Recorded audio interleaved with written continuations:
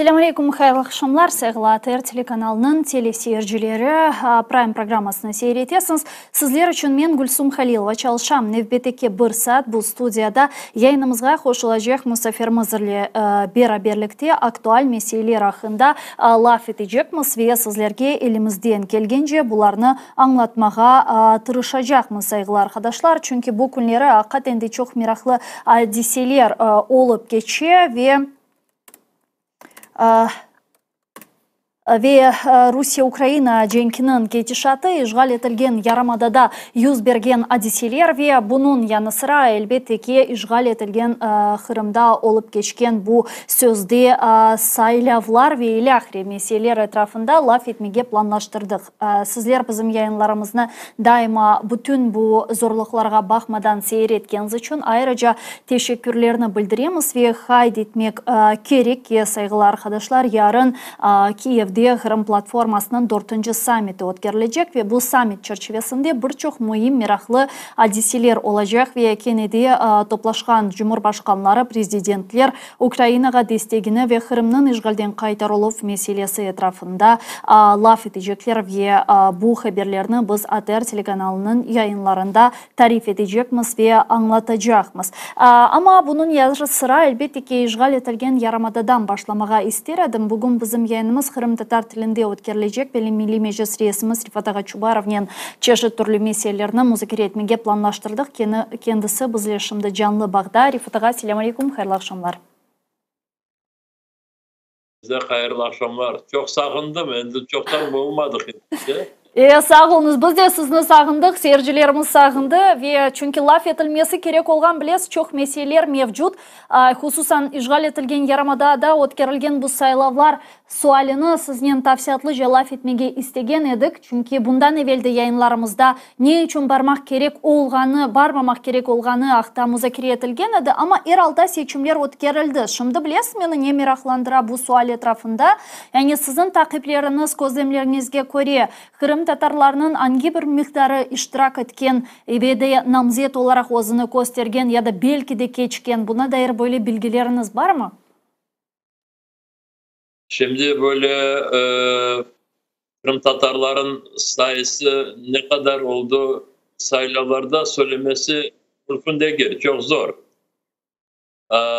Umumi söylemeyebiliriz ki Kırım'da yaşayan bütün bu kişileri saylavcı yaşında olan kişileri göz önüne alsak yarısından azı saylavlarda da iştirak etti ve bu Rus işgalcilerinin malumatlarına göre 47% saylavlara gelmiş olar söylediklerine göre ama bunda onu göz önüne almaya gerek ki saylavlar böyle bir günde ötkerilecek gibi olsa da 8. sentyabr'da ama gerçekinde 3 gün alıp varıldı. 6. 7. ve 8. sentyabr. 3 gün devamında insanlar istedikleri vakit işte sabahdan akşamacık bu tıklangen saylav bölgelerine gelip orada kendi seslerini kullanabilmeye eğer isteseler olabilir edilir. Mesele insanlara böyle kolaylık göstermek değil de mesele 3 gün devamında işte gerek olganı kadar istedikleri gibi kadar bu cetvellere denişmeleri gidirip de işte biraz böyle insanlar kelgenini göstermeye böyle bir sebep olsun diye bize göre bu iştirak etken kişilerin sayısı daha çok az oldu. 47 değil de belki 30-35 olmuştur. Bunlar da işte ziyade çoklaştırdılar bu cetvelleri de ve öyle gösterirler. Bu birincisi. Buradan söylemeye istedim. İnsanların yaşayan oradaki hakları olan insanların yarısı böyle saylavlara gelmedi. Çok isterdim ki ümit etem. Bu gelmeyen kişilerin arasında Kırım Tatarlar çoktur. Ve biz Kırım'dan bağlanan kişilerimizin malumatlarına göre gerçekten de çok yerde vatandaşlarımız bu sayılavlara aslı da yakınlaşmadılar. Bu birincisi. İkincisi bu saylavların neticeleri. Bu anlaşıldı ki saylavlar dediğim vakit sözden saylavlar. Так называемые saylavlarda Rusya eğer anlatacak olsak. Onun için birisi ben saylavlar kelimeni kullandığım vakit gerçekten de saylavlara böyle gerçek bakmasınlar. İşte bu ötkerilgen sözden saylavların neticeleri de erteden Rus işgalcileri tarafından hazırlanmıştı. Ve o neticelere göre şimdi üç siyasi parti dersin ki kazandı. Yedinaya Rusya, LDPR ve KPRF. Anlaşıldı ki bunu oradaki hakimiyet çizdi de ve burada kazandı kazanmadı şey yok. Ve diğer sayılavlarda iştirak eden partiler onlar hiçbir şeyler kazanmadılar. Ne olsa da haksız ötkerilgen sayılavlar sonuna geldi ve şimdiden oraya dersin ki 70 kişi saylanmış gibi şimdi tanılacak ama bir kereden söylemeyi isteyeyim ki bu hepsi 70 gösterilgen dersin ki saylanan, kazanan kişiler Ukrayna kanununa göre onlar hepsi cinayet yaptılar ve bu cinayete göre cezalarını alacaklar ve bu 75 tane sözden böyle kazanan kişilerin arasında 5 tane de Kırım Tatarı var. Ya bu Kırım Tatarlarının kim olganına dair bilgiler mevcut mu? Ve hangi partiden, partiden geçkenlerine dair bilgiler var mı? Şimdi bakınız ben size böyle anlatayım. Bu Kırım'daki devlet şurasına 75 milletvekili kazana iken ya da 75 milletvekilinden bu devlet şurası bağlı. Onlardan 25 milletvekili bölgelerden ya da majoriter sistemadan sayılana ve 50 tanesi cedvellerden, siyasi partilerin cedvellerinden sayılana. Ve bu 25 bölgede, 24 bölgede Yedinaya Rusya kazandı. Tek bir bölgeni LDP, Spravedlivaya Rusya diyen partiye verdiler. Burada kazanmak, saylanmak değil. Burada işte bu Yedinaya Rusya 25 bölgeden 24 tanesi kendisine aldı ve bir tanesini Spravedlivaya Rusya'ya verdi. O sebepten burada hiçbir Kırım Tatarı cedvellerde var ya da Kırım Tatarlar bu bölgelerin cedvellerinde işte kendilerini aday olarak gösterirler. Dersin ki orada bir şeyler kazanacaklar. Ama şimdi partiyalara alayık. 5 parti anladığıma göre bu cedvellere gidirildi. 5 parti sayılavlarda iştirak etti. Ve ben 4 partiyada bu Kırım Tatarları olganını kordum. KPRF partiye bende cedveli yoktu da onun için orada bilmeyen var mı yok mu? Ama Partiya Zilonluk, Yeşillerin partiyasında 2 tane Kırım Tatarı kendi adaylarını gösterdiler. 27. kusura bakmayınız ben bunu alayım da ben şimdi meşgulüm. Ne yemek istiyoruz? Kusura bakmayınız beni aradılar problem da. değil, buyurunuz. Bana bu Yeşillerin partiyasında 27 numarada Velilayev Elvedin vardı. 89. sene Amurska köyünden, Kurman rayonundan ve 36. numarada Hayaliyev Ruslan. Yeşillerin partiyası hiçbir şey kazanmadı ve kazanmayacaklarını da onlara vermeyeceklerini bu hepsi bilirdi. Ama bu 2 tane Kırım Tatarları geldiler bu partiyaların cedvellerine girdiler 27-36. numara. kendilerini lekelediler ve kendilerini cinayet şekilde çevirdiler. Çok yazık. LDPR partiyada bir tane Kırım Tatarı vardı. 41. Numara Mehmedov Refat 1989 sene Cankoy rayonunda Pridorожная koyundan bu LDPR partiya bu partiyaga 3 yer ayrıldı.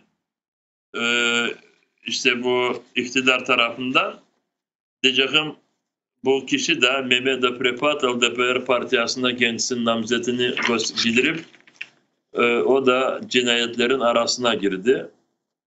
Новые люди isimli partiyaga 3 Kırım Tatarı gidirilmiş. 2. numara cedvelde Yayaçik Eldar, Yalta'dan kendisi.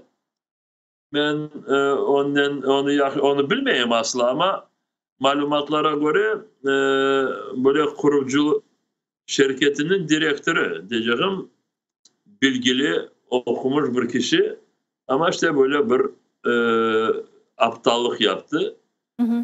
11. numarada İbrahim Vazera, kendisi oradaki üniversitetin talebesi, aslı 2003 sene doğum, diyeceğim 21 yaşında student ve 35. numarada bu Новые Люди partiyanın cedvelinde Hüseyin Bakışsaray rayonundan 1997 sene doğum.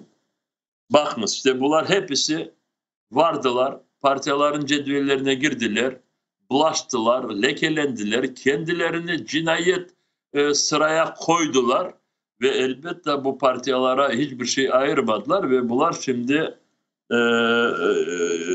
ayırmış olsalar da bu LDPR gibi ama 41. pozisyonda 41. sırada olan kişiye elbette bir şey orada düşmedi ve bu kişiler yazıklar olsun şimdi sorulu olacaklar. Kırım azat edildiğinde bu kişiler kanun boyunca cezalarını alacaklar. Endi ise Yedinaya Rossiya'ya geldiğinde Yedinaya Rossiya işte bu cedveller boyunca 50 tane mandat ya da 50 deputatlık yeri partiyalar için ayrıldı ve 50 tane deputat yerlerinden 44 yerini Yedinaya Rossiya kendisine çekip aldı. Ve diyeceğim 1. numaradan 44. numaraya olan kişiler onlar deputat saylangan gibi şimdi tanılacaklar ve onlar bu devlet şurasında dersin ki orada insanlar adından orada milletvekillik yapacaklar. 44 kişi ve onların içinde 5 tane Kırım Tatarı var. 8. numaralı Yakubov Çingiz 1972 sene doğum. 37. sene Murtazayeva Gulnara. Yakubov Çingiz kim olduğunu bilirler orada. İşte bu Kipu Üniversitesi'nin rektörü babasından bu vazifeni almıştı işgalcilerin razılığını. Orada hiçbir türlü seçimler bir şeyler olmadı. İşte babası Ruslara satılgan sebebinden yazıklar olsun. Fevzi Ağa'nı çok yaxşı bilirdik. Ve çok şeyler burada etmeye mümkün. Ama babası Ruslara hizmet geçti ve vakti geldiği vakit bu vazifeni oğluna verdi. Dersin ki bir padişah gibi. Orada hiçbir türlü sayılar olmadı. İşte bu Çingiz Yakubov Ruslara çok yaxşı çalıştığı sebebinden şimdi onu 8. sıraya koydular ve o dersin ki böyle kazanmış gibi gösterilir. 37. numarada Murtazayeva Gulnara Kırım Tatar Mektebi'nin müdürü, direktörü. O da orada yapkan bütün bu karşılıklarını yaxşı biliyor ve o da bu şimdi cinayetçilerin cedvelinde gösterildi. 40. numarada Tippa Ayder. Tippa Ayder orada Milli Azınlıkların Komitenin reisi. Onu da şimdi dersin ki bu devlet şuranın deputatı saylanmış gibi gösterirler. Belki de bundan sonra o bu komitet reisinin vazifesini belki de boşatabilir. 41. numarada Mennanov Elmar 1972 sene doğum Молодежная kasabadan. Orada enstitü direktörüymüş.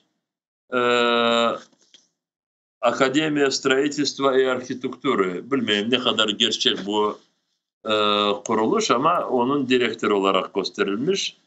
Ben bu kişini şahsi bilmeyeyim. Ve 43. numarada Kurtiyev Artur 1991 sene.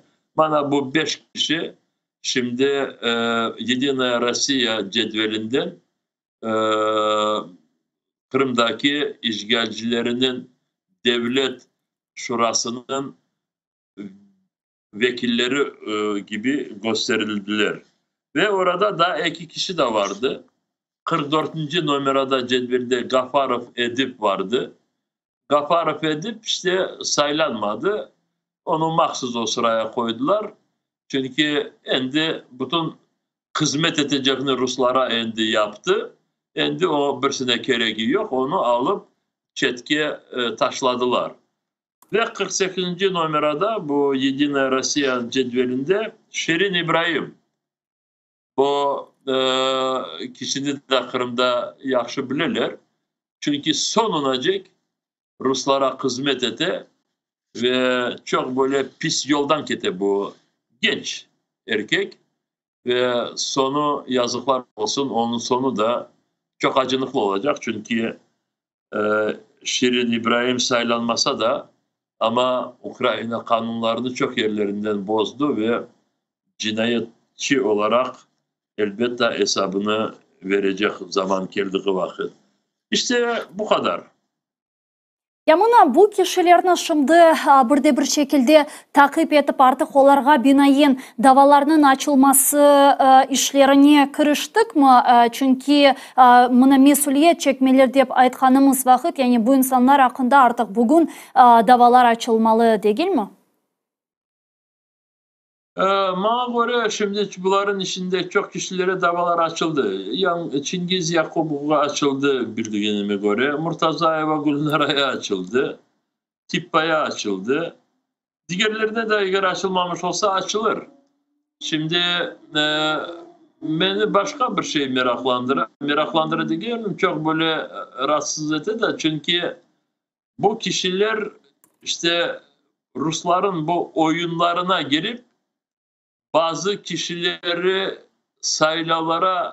saylavcı olarak gelmesine sebepçi oldular.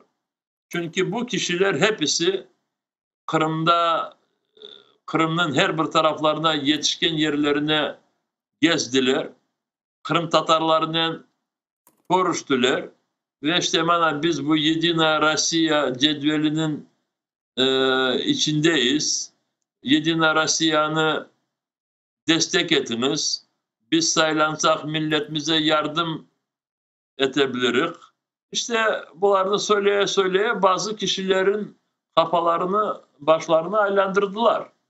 Ve o kişiler bunlara inanıp, işanıp saylavlara girdiler. Bilmiyorum ne kadar öyle kişilerin sayısı. Ama hem Çingiz Yakubov, hem Gülnara Murtazayeva, hem Ayder Tippa ve bu şimdi yeniden koşulgan Mennanov Elmar ve Kurtiyev Artur, onlar çok yaxşı bilirler. Böyle saylanmış gibi onları tanısalar da ama hiçbir şey orada yapacakları yok. Çünkü onlara bunu ruhsatını vermeyecekler. Onlar tek Ruslara hizmet edip kendi milletini ya da Kırım Tatar milletini ezmeye daha yeni onlara işte bilmeyeyim çareler verecekler. Çünkü bu 5 tane Ruslar ayırıp da Ruslar tarafından gösterilgen dersin ki milletvekilleri esaslanıp Rus işgalcileri Kırım Tatar halkına karşı alıp bargan siyasetini, davrandıklarını daha çok ziyade alıp baracaklar. Daha çok kişilerimizi içeriye, hapiste bırakacaklar. daha çok ballarımızı orduğa almaya tırışacaklar ve burada bu şimdi isimlerini söylediğim kişiler onlara Rus işgalcilerine bu davrandıklarında yardımcı olacaklar. Çünkü Ruslar bu 5 tane Kırım Tatarını bütün etrafa gösterip demeye getirişecekler ki bana bakınız Kırım Tatarlar da bizlerden beraber. Ama o Rus cinayetçilerle olgan bu 5 Kırım Tatarı elbette Kırım Tatar halkını temsil etmez. Hı hı. Ya mına bazıları da bunun yanı sıra işte seçimlerge bu sözde saylavlarga koşulganlar hakkında bir bilgi var mı? Yani namziyet olarak zaten onlar ihanet etken ama iştirak etkenler işte Kırım Tatarlarga bir şekilde destek vereyim mantığı ile iştirak etkenlerini ne bekleyi bir mesuliyet onlarını bekleyi mi ya da sadece böyle manevi bir mesuliyet altında kalacak bu kişiler? Kimler? Bu saylavcılar mı yoksa? Koşulganlar, rey bergenler. Şimdi bu rey bergenler elbette çok farklı sebeplerden rey verdiler. Bazıları korktular. Çünkü bu işte büdjetke bağlı teşkilatlarga ya da kuruluşlarga Ruslar tarafından çok dikkat olundu. Mekteplerge, hastahanelerge, çeşit türlü komünal şirketlerge elbette çünkü geçen senelerdeki gibi o kadar büyük kontrol olmadı ama gene de işte varınız, dikkat etiniz, varmasanız mektebimize, hastahanemize, kuruluşumuza zarar olacak. Bu çeşit türlü iş adamları da onlarga çalışkan kişileri işte saylavga varmasına biraz böyle zorladılar. Bu işte böyle biraz mecburen vargan kişileri gibi şimdi onlarını söyledik. Bazıları kendi korkularından vardılar. Çünkü işte insanlar öyle düşünürler. Varmasam, bülten almasam onlar bunu görecekler. Son bana bir türlü zararlık edebilirler. İşte böyle düşünceleri bakıp ya da böyle düşüncelerinden işte kullanıp varıp sayılarda iştirak ettiler. O sebepten elbette bu kişiler varmasalar daha çok yaxşı olur idi. Ukrayna kanunlarına göre sayılavlarga katılgan kişilerge böyle cinayet davalar açılmayacak. Ama varganları elbette gene de pis iş. Çünkü kimlere varıp şimdi oraya kimlerini kuvvetleştirirler? Rus işgalcilerini kuvvetleştirirler. Çünkü Rus işgalcileri bu sayılavlarga esaslanmaya tırışalar da dersin ki haklı geldiler. Orada bütün yapkanları haklı ve bana bakınız idare etkenlerimizde sayılavlar da otkeri deyip böyle bir kendilerini etrafa anlatmaya tırışalar ve sayılavlarga vargan kişiler bu oyunlar içine işte korkup mu, mecbur olarak mı ama varıp onlara işte biraz fırsat verdiler ve bu doğru değil. Hı hı. Ya aynı zamanda da bilesiz niye soracak idim bu seçimlerle alakalı sonki sualim yayınımızın başında dediğiniz gibi de bu defa yani Rus işgalcileri nedense işte insanların kelgeni rakamlarını bu yafka değilirdi yüzde bilmeyeyim anda 150 yazmadılar ya bu defa işte çok 147 ve 47 yazdılar. Çünkü bundan evvel işte %90, %150 herkes gelir, reyberi, her şey yakşı ve ilahri. Yani sonki 10 yıl içerisinde bu en küçük seviyede böyle bir yafka yazıldı. Ve hakikaten de miraklı ne için işgalciler bunu imkanları olgan alda işte rakamlar çizmediler istegen kafalarında. Yani bunu ne göstermeye istegenler? Bana göre onlar çizdiler. Onlar daha zor. Bu da çizgen alları. Arttırdılar. Bana göre gerçeği 47 de geledi. Gerçeği 30-35 idi de bunlar daha çoklaştırdılar ama o kadar çoklaştırmaya da kendilerine de çok korunacak da o sebepten işte bu kadarlığa getirdiler 47'ye. Dersin ki yarısına getirdiler de ve Ben şimdi bakam da anlatalar. İşte burada demokrasi işte isteyeni vara, istemeyeni varmay. O Hı hı. sebepten işte 47 oldu ama insanlar memnunlar. Birisi karşı çıkmadı. Elbette bu oyunlar işte. İnsanlar gerçekten de şimdi evvelden varanları kendi istekle varanlar Ruslar, onlar endi suvudular. Neden suvudular? Çünkü bütün evvelde inandıkları yalan çıktı. Kırım'da dediler işte öyle yaşayacak, böyle yaşayacak. Rusya'ya girgen sonra kocaman bir devlet. Burada öyle büyük aylıklar olacak. Pensiyalarımız bilmeyeyim ne kadar artacak. Ya da burada turistler de olacak. Daha bilmeyeyim neler. Gerçekte ne oldu? Paraların bütün kıymeti düştü. Kırım endi cebenin bir yeri gibi oldu. Kusura bakmayın şimdi bunu alayım da. Alo. Hı hı. Şimdi Yeah. Alo. Yeah. mecburum Hı hı. almaya da o sebeple Sorun kusura değil ya. bakma. Evet, işte insanlar bütün beklediklerini almadılar. Yoktur o. O sebepten birinciden bu evveldeki gelgen Rusların şimdi gelmediğini gösterir. Kırım Tatarları evvelden de varmaz dediler. Şimdi de ümit etem daha ziyade varmamıştırlar. Ama varanları da var ve o varganlarını şimdi bu Kod televizyon kanalı ya Rusların kanalları elbette onları gösterecekler. Orada ben baktım o günleri bu Emir Ali Ablayev saylalara varganını gösterdiler ve gene de çağrı yaptı o günü. Dedik işte bana saylalara gelimizde, saylamızda, bu bizim büyük devletimizde baktlı olayık da öyle olayık. O kadar yalan söylemesi işte e, elbet burada çok söylemeye de isteğim de yok. Adamlar bilirler. Bu kocaman Rusya devleti, Emir Ablayev söyleyen devlet İnşallah yakın zamanlarda öyle bir ağır durumda olacak ki ve söylediklerine kendisi çok pişman edecek. Hı hı. Bunun ile beraberlikte daha laf etmege istegenimiz mesele bu Kırım platforması. Malum olğanı üzere yarın Kiev'de böyle kutlevi bir şekilde Kırım platformasının 4. summiti ötkerilecek ve plan galiba çok yarın böyle büyük ve çok bütün gün herkes meşgul olacak. Sizin beklentileriniz neden ibaret? Seyircilerimiz ne beklemeye gerek bu ötkerilecek summitten fikrinizce? Kırım platforması 2021 senesi tıklanmıştı ve ondan sonra bu 4. sefer endi ötkerili. 2022 senede bu ateş şeklinde savaş başlanğanına bakmayıp gene de bu toplantılar olmuştu. 2023'te de olmuştu.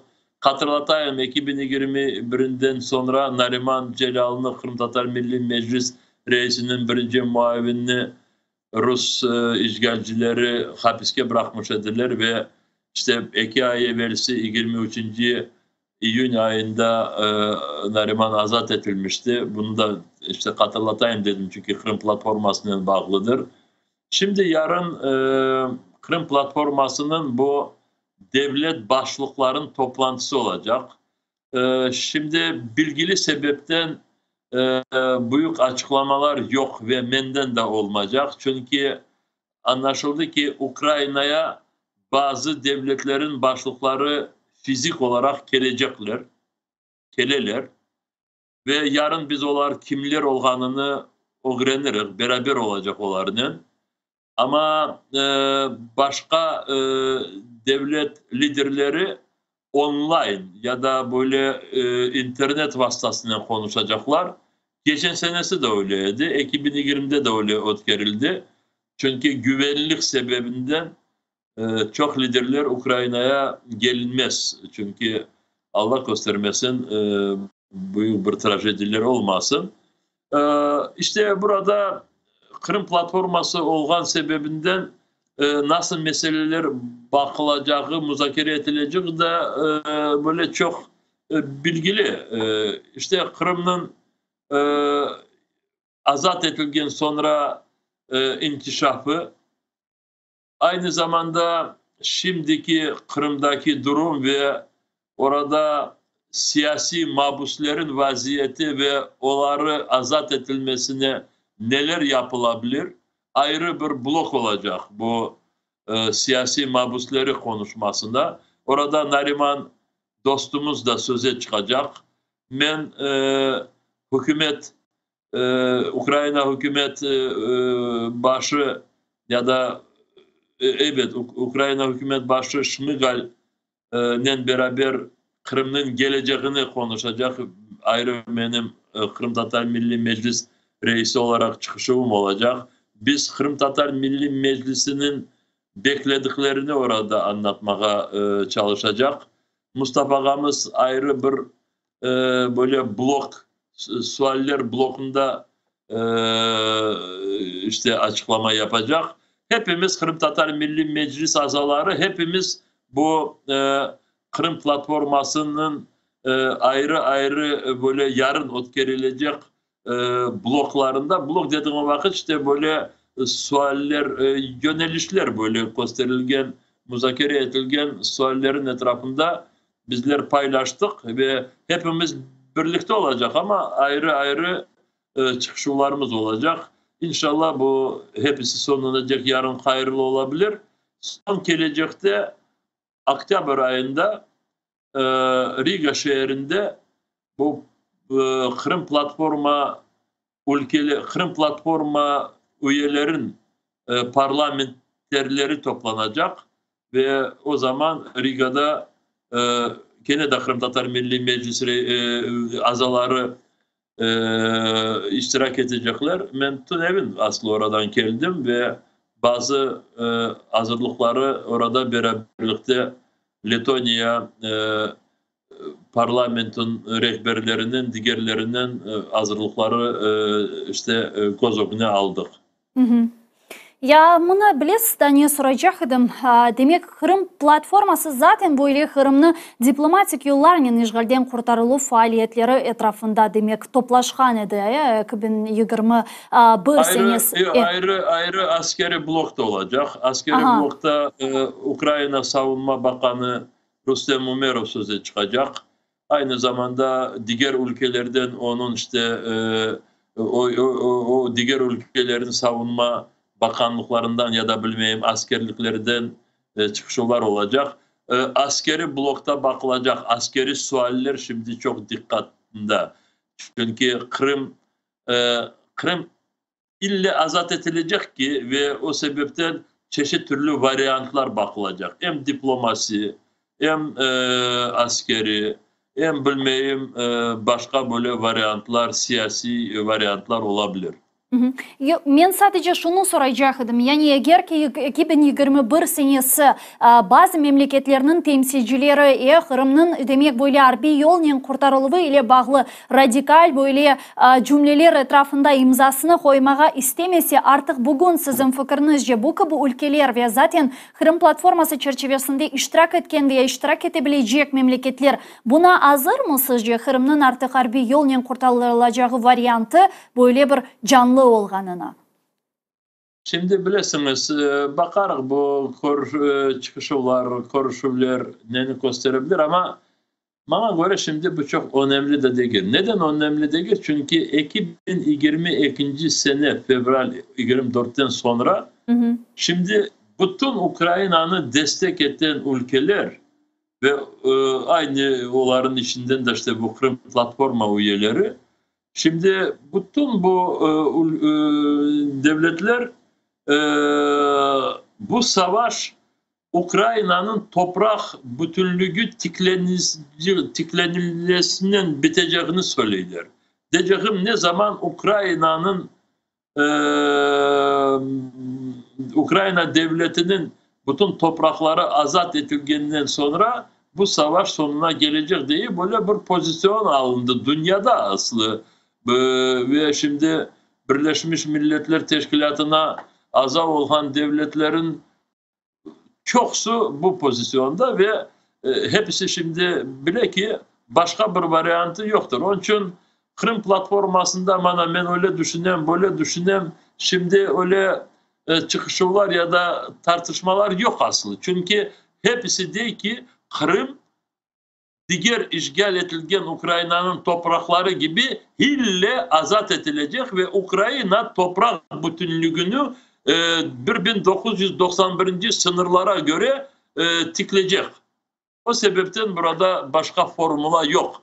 Ve onun için ben bu Kırım'dan bağlı bazı olaylar anlattığım vakit ve orada yanlış ya da hata ya da cinayet yapan kişilere diyeyim ki biliniz Kırım ille azat edilecek. Başka varyantı yok ve dünya bu pozisyonda ve o sebepten Kırım platforması da daha bir kere de bana yarın ötkerilen toplantılarda aynı şu pozisyon her bir tarafa daha bir kere de bildirilecek.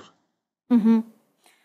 Ve daha buna bu meseleler etrafında Kırım platforması esasında şunu sormağa isteyen edim. Bunun yanı sıra demek bilirsiniz ekspert seviyesi diye çalışan Kırım platforması çerçevesinde.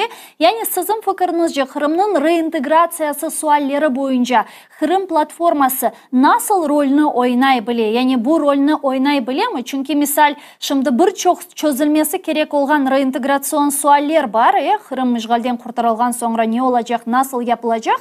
Yani sizin fikrinizce bu çalışmalarda kim iştirak etmeli? Kırım platforması çerçevesinde mi yapılmalı? Farklı ekspert seviyelerinde o'zinin tavsiyelerini işte takdim edecekler veylakli ya da bu tamamen nazirliknin işgal edilen topraklarını gayrıdan teklif nazirliknin işte mesuliyeti mi?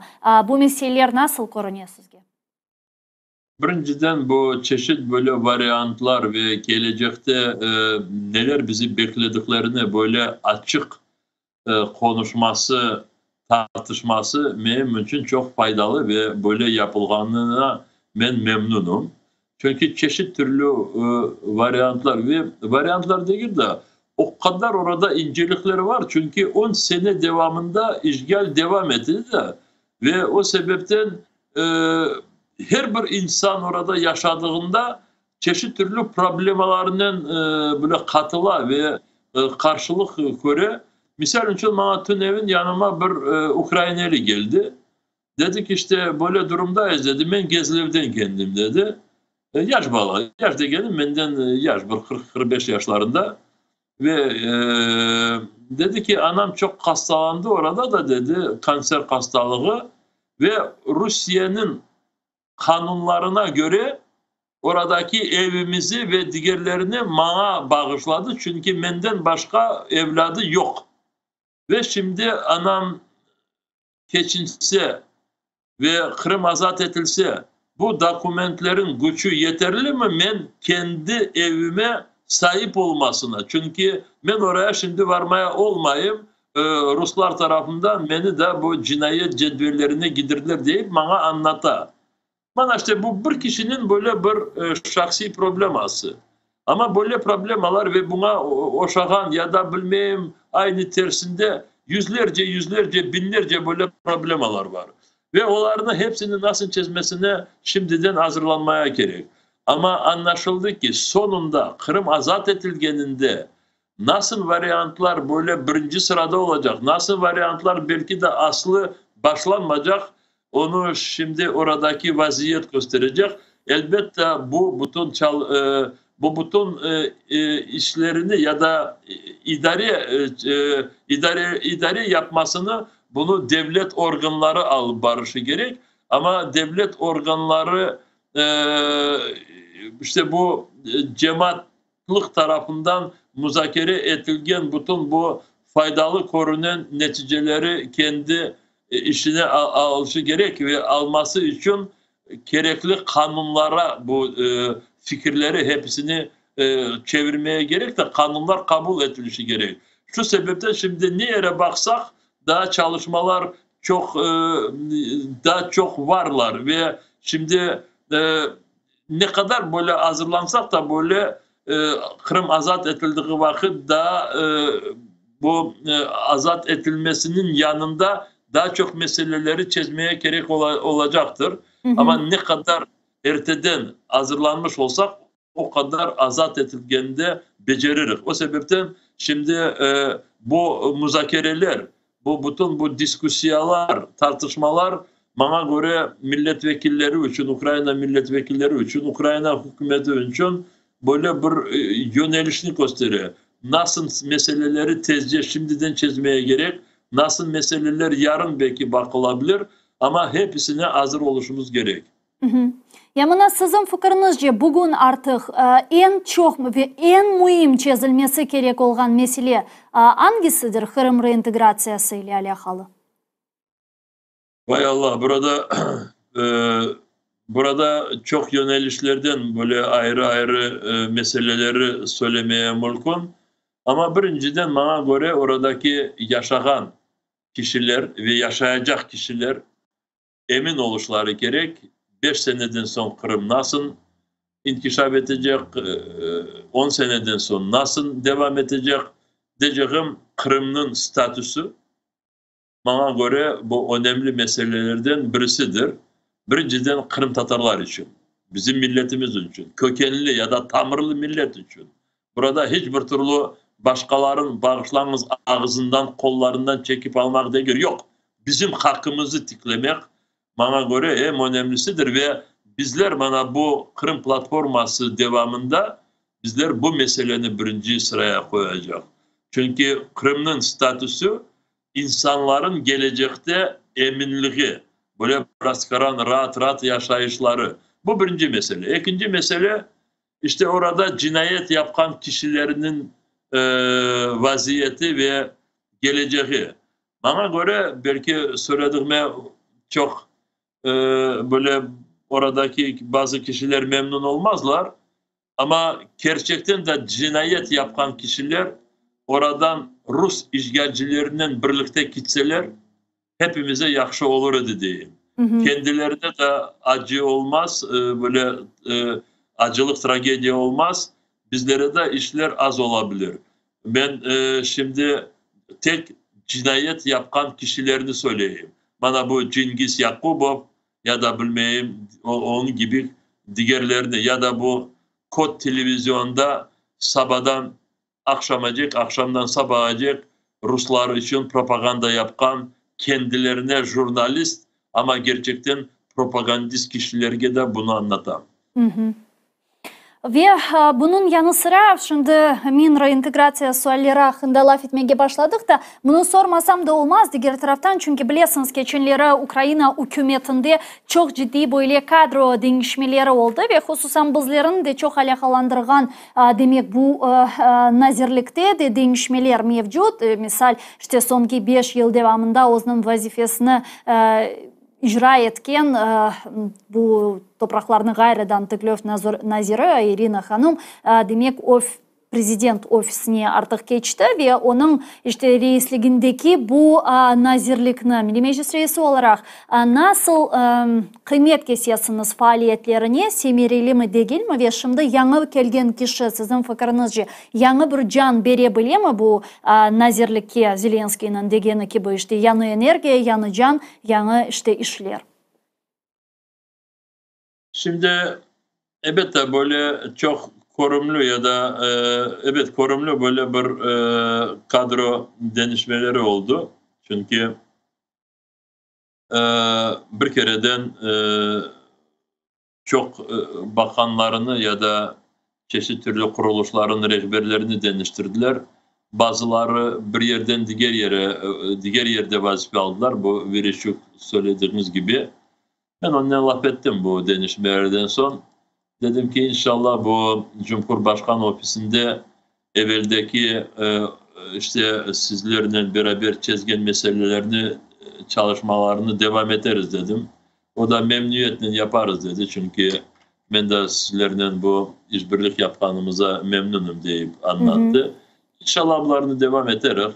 Gelen bakanlarının da bana göre bizler bu çalışkan kişiler eğer burada başka bir türlü spekülasyonlar olmasa tek Kırım'ın geleceğini düşündüğümüz vakit bizim karşımızda olan kişiler aynı bu fikirde olsalar biz her vakit öyle kişilerle işbirlikte bulunuruz ve böyle mekanizmlerde aramızda işte tiklenir.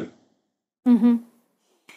Yani umut etemiz ki bu nazirlikte semireli olur, faaliyetler olur. Çünkü herhalde Kırım'ın işgalden kurtarılığı ve gayradan tıklanılığı meselesi şu anki zamanlarda erdayım olgandan daha aktual. Mına da 10 dakikamız kala yayınımızın yekunlenmesine da iki demek mesele var. Umumi işte çoktan konuşmadık sizinle. Biliyorsunuz bu Kursk operatsiyaları işte Ukrayna'nın cebesinde olup geçken hadiseler, Kırım'a yapılgan saldırılar ve ilahri. Yani bunlar sizin gözlemlerinizge göre şimdi nasıl bir şekilde umumen alganda dünyaya yangıray. İkinci cihetten hakikaten de Kırım'ın kurtarılığına bir şekilde özellikle Kursk operasyonunda vilayetinde yapılgan operasya bir şekilde tesir etemi ve artık böyle arka bir planga geçtiğini hissettiniz mi? Çünkü bir vakitleri ilk günlerde çok patlak verdi. Herkes bu hafta laf etti. Şimdi böyle bu zonaga çevriliyor ve her iki tarafta hiçbir müzakereler olmayacağını ve Rusya kendi işte müzakereler olması ihtimali olmaganını aytıp geçiyor. Bu azizlerge bakarken de işte perspektivaga nasıl görünüyor sizge Rusya-Ukrayna cenkinin geçişatı şimdi?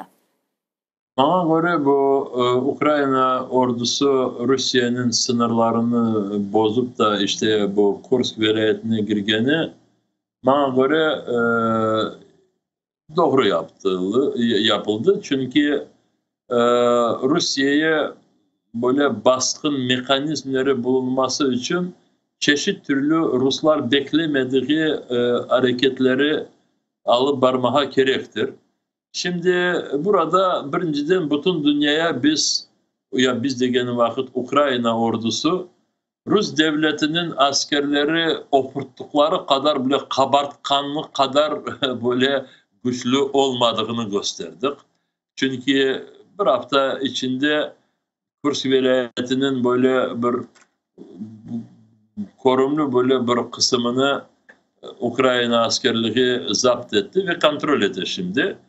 İkinciden biz Ruslara hiç hoşamayık ve hemen açıklama yaptı Cumhurbaşkan ve diğer siyasetçiler. Dediler ki biz Rusya devletinin hiçbir toprağına böyle kendimize çekip almaya düşüncemiz yoktur. Biz bunu devletimizi korçalamak için böyle işte adımlara mecbur olduk deyip ya da böyle adım yapkanımızı deyip anlattılar. İşte ne kadar faydalı değil bu Rusların Donetsk tarafında bu yapkan bazı baskınlarını azlaştırmasına ya da toktatmasına burada çeşitli türlü fikirler olabilir. Ama ben böyle de bitirebilirim bu sizin sualinize cevabımı. Bizler daha o günümüzde çok böyle beklemegen ve bizi çok böyle bir acayip duruma bırakacak da Ukrayna askerler tarafından adımlara hazır oluşumuz gerek. Ukrayna askerliği şimdi çok böyle yeni fırsatlar buluna ve bana göre bu sene Kırım'ı, işgal edilen Kırım'ı Rusya toprağında bu bağlantıları, haksız yapılan bağlantıları birinciden Keriç bu boğazın üstünde yapılan köprü yıkılmasına da bizler bana öyle korune. İnşallah öyle de olur. Biz de bunların hepsini görecek. Söylemeye istediğim Ukrayna askerliği bu sene daha Moskova tarafından hiç beklenilmegen ve bizde şimdi daha düşünmegen böyle olaylara o olaylarını görecek. Ve son olarak Rifat ağa da bir son kemesle men bu mesele etrafında bir çağırıvda bulunmanızı ister edim. Çünkü bilesiniz işgal etilgen Yarımada'da semeddeşlerimizge binaen baskılar erkun devam etiyor. Hatta şiddetleşe ve içtimai ağlarımızga, matbuat vasıtalarımızga da böyle baskılar devam etiyor. Ve böyle matbuat vasıtalarından biri Kırım gazetası oldu ve bu yıl 35 yıllığını kaydediyor Kırım gazetası, ama Rus işgalcileri yayınlagan işte Birleşken Milletler'in katibinin hesabatı sebebinden onlarga 300 bin ruble para cezasını çıkardı. Bu gazetanın bu paranı tölemege pek fazla imkanı yoktur, ama benim fikrimce halk bir araya gelip böyle bir para toplama meselesi etrafında birleşse çözülmesi mümkün olur idi. Değil mi? Bunun etrafında sizin de fikirleriniz ve belki de çağrınızı eşitmege istedik. Çok sağ olun bu sualini soradığımızda, çünkü bugünleri aslında biz ayrı bir çağrı yapmaya arkadaşlarının düşünüyoruz da ve bugün meclis asalarından da konuştuk. Şimdi gerçekten de bakınız, Kırım gazetemiz, Kırım Tatar dilini saklagan, korçalagan ve tek bütün bu insanlarımız, milletimiz Kırım Tatar dilini saklaması için bu 10 senelerden çalışkan kişilerimizi ve gazetemizi Rus işgalcileri çok zor duruma böyle bıraktılar. Neden? Çünkü Kırım gazetesi Kırım Tatar dilinde Birleşmiş Milletler Teşkilatı'nın genel sekreterinin çıkışını o sayfelerinde basıp çıktılar da insanlar Kırım Tatar dilinde Birleşmiş Milletler Teşkilatı'nın genel sekreterinin çıkışını öğrensinler, okusunlar deyip böyle bir hizmet etmek istediler. Rus işgalcileri dediler ki bu genel sekreterin çıkışı dersin ki Rusya'nın kanunlarına karşı da ve Rusya ordusunu, Rusya devletini böyle karalayken ve o sebepten Kırım gazetesine ve aynı zamanda baş müdürüne Bekir Mamutov'a, Kırım gazetedeki çalışkan jurnalist arkadaşımızga Seyran İbrahimov'e, inşallah yanlış anlamıştırım. Seyran İbrahimov'e bunlara çok büyük ceza verdiler. Siz şimdi 300 bin bir şeyler dediniz de ondan fazla. Ben şimdi o kadar az değilim ama orada 2 kere ceza verdiler. Hem şahsi olarak hem gazeteye ceza verdiler. Şimdi bu cezanın manası gene de söylemeyi isteyeyim ki Kırım Tatar dilinde çıkan gazetanı yok etmek, orada yıktırmak ve sonunacak orada kapatmak onu için. O sebepten elbette oradaki bütün semeddeşlerimizin vazifesi yapacakları gelip o gazeteye kendileri gelip ya da bilmeyeyim kendi bilgen adamlarını yollayıp bu gazetenin bütün bu cezalarını, haksız cezalar ama kapatmasak, bu cezalarını kapatmasak yarın gazete kapatılacak. O cezaları şimdi verirsin de son Kırım azat edilgen son biz o vergen cezalarımızın da 1000 kere kaytarırız Rusya devletinden. Ama şimdi yardımcı olmaya gerek ve ben eminim bizi dinleyen arkadaşlar ve onlar tek kendileri değil de varıp komşularına, akrabalarına hepsini anlatırlar. Şimdi mesele böyle dura. Rus işgalcileri Kırım Tatarların ağızlarını kapatmaya istiyorlar ve bütün Kırım Tatarlar Rusça konuştuğunu istiyorlar. O sebepten Kırım gazeteni kapatmaya şimdi tırışıyorlar. O sebepten şimdi hepsi vereceğini ya becereceğini alsın da gelip Kırım gazetesine tek bu cezanı, cezanı kapatması değil de bu Kırım gazetasını daha çok güçlendirmesi için yardımcı olsun. Ben eminim milletimiz öyle de yapar ve Rus işgalcileri bir kere de kendilerinin gerçek yerlerini korurlar. Onların yerleri bizim keneflerimizin köşesindedir. Teşekkürler. Çok sağ olun Rifat ağa. Milli Meclis Reisi Rifat Çubarov bizle canlı bağdaydı. Görüşkence. Teşekkürler.